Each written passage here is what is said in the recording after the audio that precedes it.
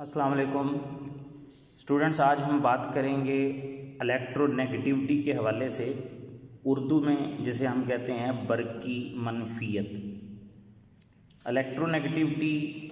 चीज़ क्या है, बड़ी इंपॉर्टेंट चीज़ है केमिस्ट्री के पॉइंट ऑफ व्यू से, क्योंकि इसका जिक्र जो है वो फर्स्ट ईयर सेकंड ईयर की केमिस्ट्री में बहुत सारी जगहों पे आपको पढ़ने को मिलता है। उसने जो बात की तमहीद यहाँ से स्टार्ट की है वो ये है कि वो कहता है कि अगर दो होमोन्यूक्लियर डाईएटॉमिक मालिक्यूल कोई हो, यानी दो एक जैसे एटमों पर मुश्तमिल मालिक्यूल, जिसको हम केमिस्ट्री की ज़बान में कहते हैं। होमोन्यूक्लियर का मतलब होता है यानी दो एक जैसे एटमों पर मुश्तमिल मालिक्यूल। डाईएटॉमिक का मतलब तो आपको पता ही है, यानी दो एटमों पर मुश्तमिल। तो होमोन्यूक्लियर डाईएटॉमिक मालिक्यूल अगर कोई हमारे पास हो, यानी दो एक जैसे एटमों पर मुश्तमिल मालिक्यूल अगर हमारे पास हो, मिसाल के तौर पर जैसे ये आपको हाइड्रोजन का मालिक्यूल लिखा नज़र आ रहा है, जिसमें कि दोनों हाइड्रोजन के एटम्स के दरमियान ही ये आपस में कोवलेंट बॉन्ड बना हुआ है। तो वो कहता है कि जो ये इलेक्ट्रॉनी जोड़ा दरमियान में मौजूद है, जो इलेक्ट्रॉन पेयर दरमियान में मौजूद है, ये दोनों एटमों के दरमियान इक्वली शेयर हो रहा होता है, यानी कि बराबर शेयरिंग चल रही होती है दोनों एटमों के दरमियान। जबकि इसके बरक्स अगर डिसिमिलर एटम्स पर मुश्तमिल कोई मालिक्यूल हो हमारे पास, यानी मुख्तलिफ दो एटमों पर मुश्तमिल मालिक्यूल, उसने इसके लिए टर्म तो यूज़ नहीं की, लेकिन हम इसको केमिस्ट्री में यानी हीट्रोन्यूक्लियर डाईएटॉमिक मालिक्यूल कह सकते हैं। एक जैसे एटमों पर मुश्तमिल हो तो होमोन्यूक्लियर, और अगर डिफरेंट एटम्स पर मुश्तमिल मालिक्यूल हो तो वो हीट्रोन्यूक्लियर। तो अगर हमारे पास कोई हीट्रोन्यूक्लियर मालिक्यूल हो जो डिसिमिलर एटम्स पर मुश्तमिल हो, जैसे कि HF का मालिक्यूल यानी हाइड्रोजन और फ्लोरीन के दो मुख्तलिफ एटमों पर मुश्तमिल है, तो फिर वो कहता है कि जो इलेक्ट्रॉन डेंसिटी है, जो इलेक्ट्रॉनिक क्लाउड है, जो इलेक्ट्रॉनिक जोड़ा है दोनों एटमों के दरमियान, वो बराबर शेयर नहीं होता और वो फ्लोरीन के एटम की तरफ ज़्यादा शिफ्ट हुआ होता है। अब इलेक्ट्रॉनिक जोड़े का फ्लोरीन के एटम की तरफ ज़्यादा शिफ्ट हो जाना, यहीं से फिर हम जो डेफिनेशन इलेक्ट्रोनेगेटिविटी की निकालते हैं वो ये है कि tendency of atom to attract the shared electron pair towards itself, यानी किसी एटम की इश्तराकशुदा इलेक्ट्रॉनी जोड़े को अपनी तरफ अट्रैक्ट करने की जो सलाहियत है, जैसा कि ये शेयर्ड पेयर है, इसको अपनी तरफ अट्रैक्ट करने की जो सलाहियत फ्लोरीन के एटम के अंदर है, इसे हम साइंस की ज़ुबान में इलेक्ट्रोनेगेटिविटी का नाम देते हैं। फिर आगे वो कहता है कि इलेक्ट्रोनेगेटिविटी जो है इसका ताल्लुक आयोनाइजेशन एनर्जी और इलेक्ट्रॉन एफिनिटी के साथ है। अब इसकी वजाहत किताब में कोई नहीं की गई, लेकिन मैं आपको वैसे बता देता हूँ कि इसका ताल्लुक आयोनाइजेशन एनर्जी और इलेक्ट्रॉन एफिनिटी के साथ कैसे। आप लोगों ने इलेक्ट्रॉन एफिनिटी का और आयोनाइजेशन एनर्जी का टॉपिक दोनों पीछे पढ़े हुए हैं, तो अब आपको याद होगा कि हमने ये बात पीछे डिस्कस की थी कि जितना छोटा एटम होता है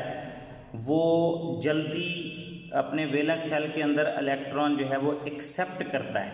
ठीक है। और जबकि जितना छोटा एटम होता है उसके वैलेंस शेल से इलेक्ट्रॉन निकालना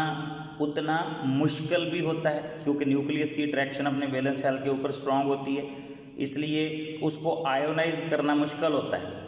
बल्कि वो उल्टा अपने वैलेंस शेल के अंदर इलेक्ट्रॉन एक्सेप्ट जल्दी कर लेता है, यानी छोटा एटम जो है वो इलेक्ट्रॉन एक्सेप्ट जल्दी कर लेता है, और उसके वैलेंस शेल से अगर इलेक्ट्रॉन निकालना हो तो वो निकालना उतना ही मुश्किल होता है। लिहाजा इन दो बातों की बुनियाद पे आप कह सकते हैं कि टेंडेंसी टू अट्रैक्ट इलेक्ट्रॉन उसी की ज़्यादा होगी जिसकी आयोनाइजेशन एनर्जी वैल्यू हाई होती है, यानी कि देर से इलेक्ट्रॉन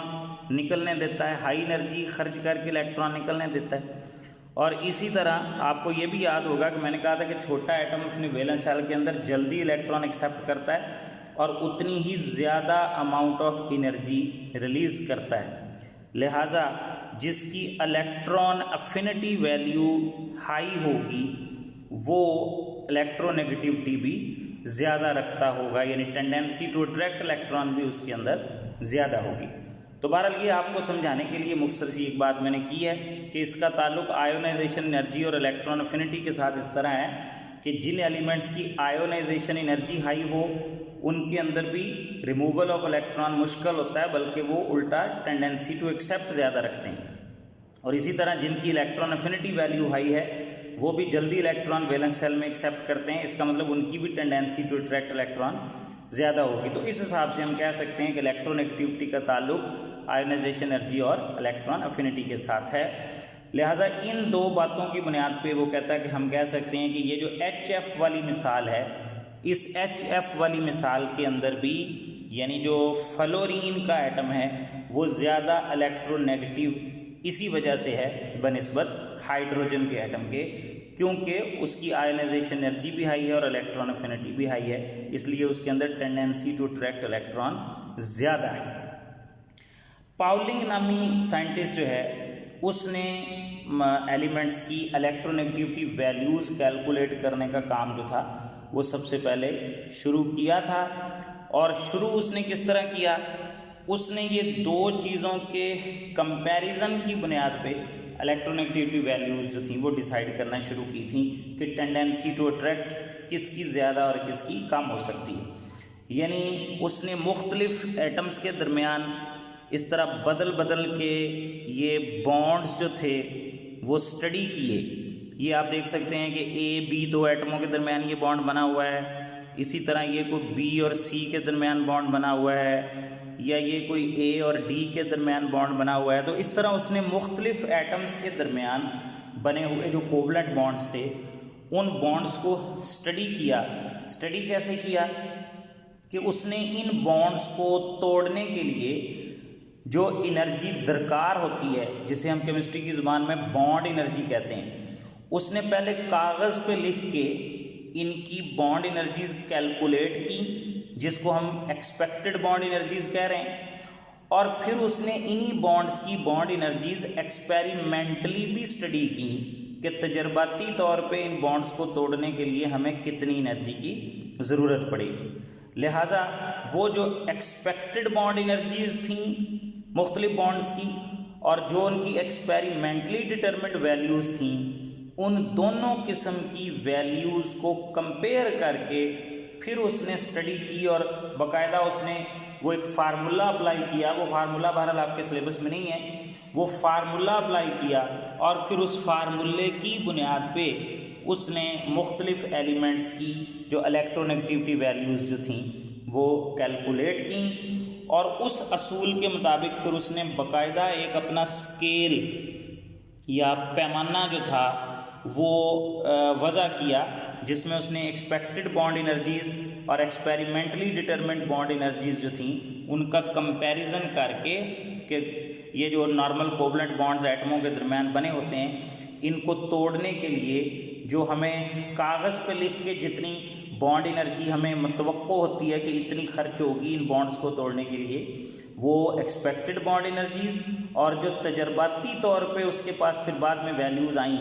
जब उसने असल में वो एक्सपेरिमेंट करके देखे तो उन एक्सपेरिमेंटली डिटरमिन्ड वैल्यूज़ का कंपैरिजन करके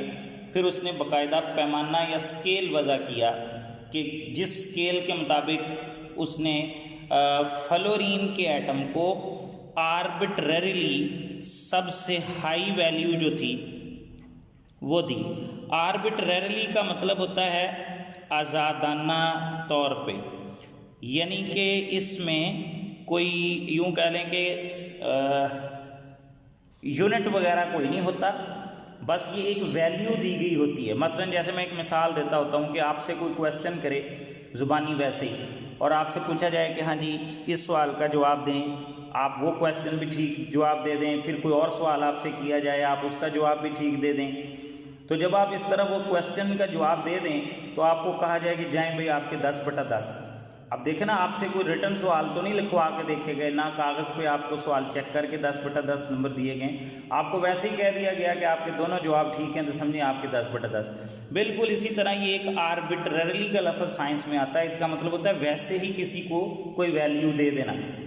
तो उसने आर्बिट्ररली जो सबसे ज़्यादा वैल्यू दी वो फ्लोरीन को दी और वो उसने 4 वैल्यू जो थी वो इसके लिए डिसाइड की। अब जितने भी पीरियोडिक टेबल के अंदर जो बाकी एलिमेंट्स हैं उनको इस 4 वैल्यू के साथ कंपेयर करके फिर बाकी एलिमेंट्स की वैल्यूज़ जो हैं वो केमिस्ट्री के अंदर डिसाइड की गई हैं और उसकी बुनियाद पे कोई यानी कि 3.2 वैल्यू रखता है, कोई 3.5 रखता है, कोई 2.9 रखता है, इस तरह यानी कि 4 के साथ कंपेयर करके टेंडेंसी टू अट्रैक्ट इलेक्ट्रॉन जो है वो डिसाइड की गई है और वो बाकी एलिमेंट्स को दी गई है। उसके बाद आगे पीरियोडिक टेबल में फिर उसने इनके ट्रेंड्स समझाए हैं कि इलेक्ट्रोनेगेटिविटी वैल्यूज़ जो हैं वो पीरियड वाइज और ग्रुप वाइज किस तरह तब्दील होती हैं। वो कहता है कि अगर आप कंपैरिजन करें इलेक्ट्रोनेगेटिविटीज़ का तो वो ये शो करता है कि वैल्यू पीरियड वाइज जो है वो आपको इंक्रीज़ करती नज़र आती है। मसलन आप केमिस्ट्री के अंदर ये चंद एक मशहूर एलिमेंट्स जिनकी बार बार इलेक्ट्रोनेगेटिविटीज़ पढ़ेंगे वो ये आपके सामने चंद एक मिसालें मैंने लिखी हैं। मसलन ये एक पीरियड पीछे से चला आ रहा है, लिथियम, बेरिलियम, बोरोन वगैरह। तो बोरोन के बाद आगे कार्बन है, कार्बन की 2.5 होती है, नाइट्रोजन आगे आता है, फिर उसकी 3 होती है, नाइट्रोजन की आगे ऑक्सीजन है उसकी 3.5 है, आगे फ्लोरीन है उसकी 4 है। तो इस तरह लेफ़्ट से राइट की तरफ जो है ये इलेक्ट्रोनेगेटिविटी वैल्यूज़ जो हैं वो पीरियड वाइज आगे को आपको इंक्रीज़ करती जो है वो नज़र आती हैं जैसे जैसे एटॉमिक रेडियस में कमी वाक़या होती है या जैसे जैसे साइज़ ऑफ द एटम जो है वो डिक्रीज़ होता जाता है। और इसी तरह ग्रुप में ऊपर से नीचे को जैसे जैसे एटम का साइज़ आपको पता है बड़ा होता है, शील्डिंग इफेक्ट में इजाफा होता है, एटॉमिक रेडियस इंक्रीज़ करता है, वैसे वैसे टेंडेंसी टू अट्रैक्ट इलेक्ट्रॉन या दूसरे लफ्ज़ों में इलेक्ट्रोनेगेटिविटी वैल्यू जो है वो डिक्रीज़ करती हुई नज़र आती है।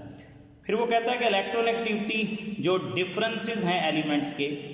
उनका ताल्लुक उनकी बहुत सारी प्रॉपर्टीज़ के साथ भी होता है। मसलन जैसे डाइपोल मोमेंट वगैरह और बॉन्ड एनर्जी वगैरह इनके साथ यानी कि एक रिलेशनशिप जो है वो बनता है।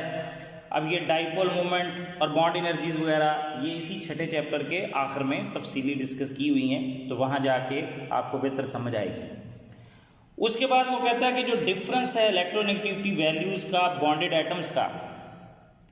वो जो डिफरेंस होता है वो बॉन्ड की पोलर नेचर की तरफ एक इशारा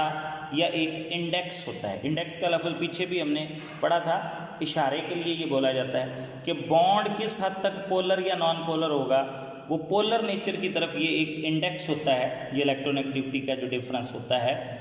मसलन वो कह रहा है जी कि अगर दो एटमों के दरमियान इलेक्ट्रोनेगेटिविटी का डिफरेंस 0 हो तो इसका मतलब है कि दोनों एटमों के दरमियान बनने वाला वो जो बॉन्ड है वो टोटली नॉन पोलर नेचर का होगा। मसलन जैसे आपने पीछे अभी वो हाइड्रोजन की मिसाल पढ़ी थी, हाइड्रोजन की इलेक्ट्रोनेगेटिविटी 2.1 होती है, तो दोनों एटमों की अगर 2.1 है तो इसका मतलब डिफरेंस जो है वो 0 होगा, लिहाजा ये शेयर्ड पेयर जो है वो बराबर शेयर हो रहा होगा, इसलिए आप कह सकते हैं कि डिफरेंस 0 होने की वजह से बॉन्ड जो है वो टोटल नॉन पोलर नेचर का होगा। वो कहता है इसका मतलब है कि तमाम ऐसे बॉन्ड्स जो सिमिलर एटम्स के दरमियान बने हुए होते हैं वो सारे बॉन्ड्स जो हैं वो बिल्कुल टोटली नॉन पोलर नेचर के कहे जा सकते हैं, जबकि जो बॉन्ड डिसिमिलर एटम्स के दरमियान बने होते हैं यानी मुख्तलिफ एटम्स के दरमियान, जैसे आपने अभी पीछे वो H और F वाली मिसाल पढ़ी, तो इसमें अब इसकी हाइड्रोजन की 2.1 इलेक्ट्रोनेगेटिविटी है, फ्लोरीन की 4 है, तो ये एक बिग डिफरेंस है, इसलिए ये बॉन्ड जो है ये पोलर नेचर का होगा। तो डिफरेंट एलिमेंट्स के दरमियान बनने वाले जो बॉन्ड हैं वो टोटली पोलर नेचर के होते हैं। अगर दो एटमों के दरमियान वाइडली डिफरेंट इलेक्ट्रोनेगेटिविटी हो यानी कि खासी ज़्यादा डिफरेंस के साथ इलेक्ट्रोनेगेटिविटी वैल्यूज़ हों दोनों एटम की, तो उस बॉन्ड को ज़्यादातर आप आयनिक नेचर का बॉन्ड कह सकते हैं, यानी कि उसके अंदर आयनिक बॉन्ड वाली खसूसियात जो हैं वो आपको ज़्यादा स्टडी करने को मिलेंगी। इसी तरह अगर दो एटमों के दरमियान 1.7 का डिफरेंस हो, मतलब दोनों की इलेक्ट्रोनेगेटिविटी डिफरेंस जो है वो 1.7 का हो, तो आप कह सकते हैं कि उसके अंदर इक्वल कंट्रीब्यूशन होगी आयनिक बॉन्ड की और कोवलेंट बॉन्ड की, यानी उसकी नेचर जो है बॉन्ड की वो 50% आयनिक और 50% कोवलेंट नेचर जो है वो कही जा सकती है।